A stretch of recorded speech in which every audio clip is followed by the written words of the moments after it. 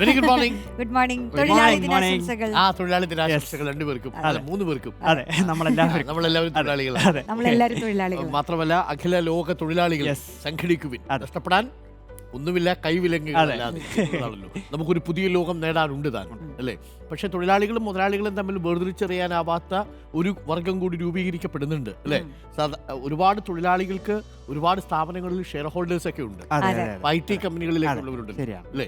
അപ്പൊ അങ്ങനൊരു, പക്ഷെ എന്നാലും കൂടുതൽ 99% തൊഴിലാളികളെ അസംഘടിത മേഖലയിൽ ജീവിക്കുന്നവരുടെ ജീവിതം അത്ര സുന്ദരമാണ്. നമ്മൾ ഈ ദിനത്തിൽ ശരിക്കും ഓർക്കേണ്ടത് ഇപ്പൊ സാറ് പറഞ്ഞ പോലെ അസംഘടിത മേഖലയിലെ തൊഴിലാളികൾ തന്നെ, പ്രത്യേകിച്ച് സ്വിഗ്ഗി, സൊമാറ്റോ അതുപോലെയുള്ള അങ്ങനെയുള്ള തൊഴിലാളികളൊക്കെ 8 കൂടുതൽ മണിക്കൂർ എന്നുള്ള ഒരു ആവശ്യം ഉണ്ടല്ലോ, അത് എത്രത്തോളം ഒരു അടിസ്ഥാന ആവശ്യമാണെന്ന് ഇപ്പോഴും തിരിച്ചറിയാത്ത. മാത്രമല്ല അതിനുശേഷമുള്ള 8 മണിക്കൂർ കൊണ്ട് അവരുടെ ജീവിതത്തിൽ ഗുണപരമായിട്ടുള്ള മാറ്റം ഉണ്ടാക്കാൻ പറ്റുന്നുണ്ടോ എന്നുള്ളതാണ് ചോദ്യം. അവർ ഇത്രയും ജോലി ചെയ്താലും എന്താണ് അവർക്ക് ശേഷം ലഭിക്കുക? അതാണ് ചോദ്യം. Correct.